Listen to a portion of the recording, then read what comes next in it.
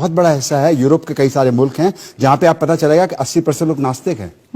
वो खुशहाल देश हैं। और जो देश जितने ज्यादा धार्मिक है, इतने कट्टर धार्मिक, उतनी बदहाली में रह रहे हैं। दूसरी बात यह है कि विज्ञान की दुकान की बात चल रही थी, विज्ञान की दुकान के बदौलत ही हम गुफाओं से निकल के आज यहां पहुंच पाए। धार्मिक दुकान है तो इंसानों को बर्बाद करके रख दिया पूरी दुनिया में। एक ईश्वर की आप बात करते हैं, वो ईश्वर कैसा ईश्वर है?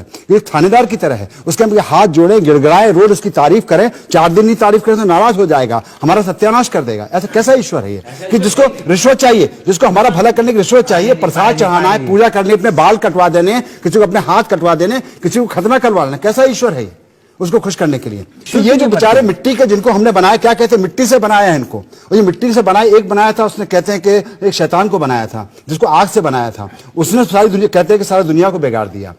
तो हमारी क्या गलती है? सजा देनी तो अपने शैतान को सजा दो, या खुद सजा भोगो, खुद जलो नरक की आग में, हमें क्यों जलाते हो? पिताजी, मैं एक बात कहना चाहता हूँ कि ईश्वर नहीं है, इसके लिए बार बार विज्ञान की जरूरत नहीं है। सदियों पहले हमारे संतों ने, समाज सुधारकों ने, कबीर ने, तुकाराम ने, चंडीदास ने, इन्होंने सबने कहा है कि ऐसी कोई चीज़ नहीं है। दुनिया कितनी बेवकूफ़ है जो पत्थर पूजने जाती है, घर की चक्की कोई नहीं पूछती, उन्होंने कहा है। ये बहस जो है, और इसके लिए ईश्वर नहीं है, सिद्ध होने के लिए जमीन से जुड़ा हुआ आदमी होना चाहिए। मानुष्य सत्य है मेरा, मनुष्य में मेरी आस्था है, शब्दों में आस्था है जो पुरखों ने दिए हैं। संत चंडीदास ने कहा था, मानुष्य सत्य सवार ऊपर तहार ऊपर नाही। मानुष्य सत्य ईश्वर है। भाषा शब्द की प्रतिबद्धता वो है, शब्दों में, कठिन शब्दों में और चीज़ों को गड़बड़ करके लोगों को मूर्ख बनाना और भ्रमित करना, ये सत्य नहीं है। वो न धार्मिक भाषा है न मजहबी भाषा है।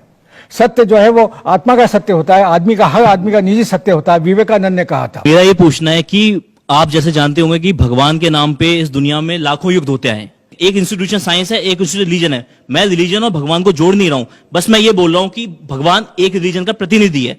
तो वो प्रतिनिधि बैठ करके ये सब देखता रहता है। साइंस के नाम पे आज तक आप मुझे एक युग बता दीजिए जो साइंस में आपस में साइंटिस्ट ने स्टार्ट किया हो। रिलीजन के जो गुरु हैं, जो भगवान हैं, उनकी वजह से आज दुनिया को इतना नुकसान उठाना पड़ रहा है। चारों तरफ इतने ज्यादा हमारे आतंकवादी हमले हो रहे हैं। अभी रिसेंटली हैदराबाद में बम ब्लास्ट हुआ है। ये सब क्या है? ये सब हमारे को धर्म का देन है। और धर्म किसके लिए? ईश्वर के लिए। उस ईश्वर के लिए ये सब हो रहा है। और वो आंखें बंद करके वहां सत्ता में बैठा हुआ देख रहा है कि 6000 साल बाद कलयुग खत्म होगा, फिर वो सजा देगा। और आज यहां लोग मर रहे हैं, उनको बचाने कौन आएगा? कि अगर हम बायस्ड स्टडी करना चाहें, आंखें बंद करके करना चाहें, तो फिर हमें धर्म के अंदर कुछ भी बुरा दिखाई नहीं देगा, जैसे ज्यादातर लाखों करोड़ों लोगों को नहीं दिखाई देता है।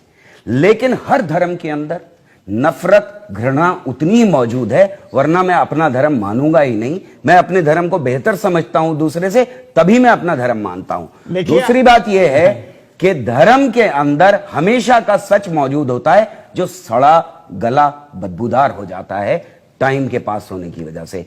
आप बात कर रहे हैं बेहद पुरानी किताबों की। आप जहर खाना चाहते हैं तो क्या फर्क पड़ता है कि आप किस धर्म का जहर खाना चाहते हैं? दुनिया का विकास हो रहा था और दुनिया में सब जगह एक साथ हो रहा था।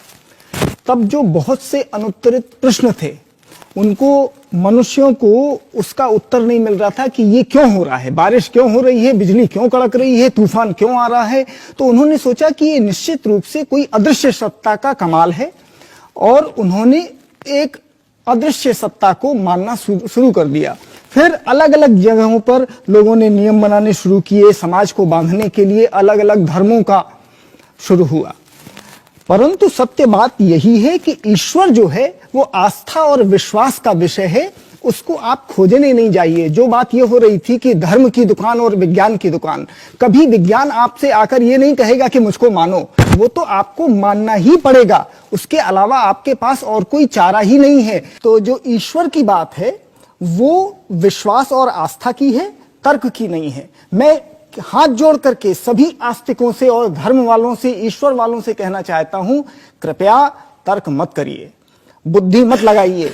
तर्क करने की गुंजाइश वो विज्ञान में होती है, धर्म में नहीं, आस्था में नहीं, विश्वास में नहीं। वहां पर तर्क का कोई काम नहीं है। वहां तो आप मानो, आंख बंद करके देखिए। विज्ञान होता है, वहां पर डाउट होता है, आप शक कर सकते हैं, परंतु भगवान में, धर्म में आप शक नहीं कर सकते। वहां शक की, डाउट की कोई गुंजाइश नहीं। और वो यहाँ पे बैठे हुए लोगों में भी दिख रहा है। आप पूछिए सवाल। मेरा सवाल स्वामी जी से है। विज्ञान ने समाज को इतना कुछ दिया है, आप सब जानते हैं।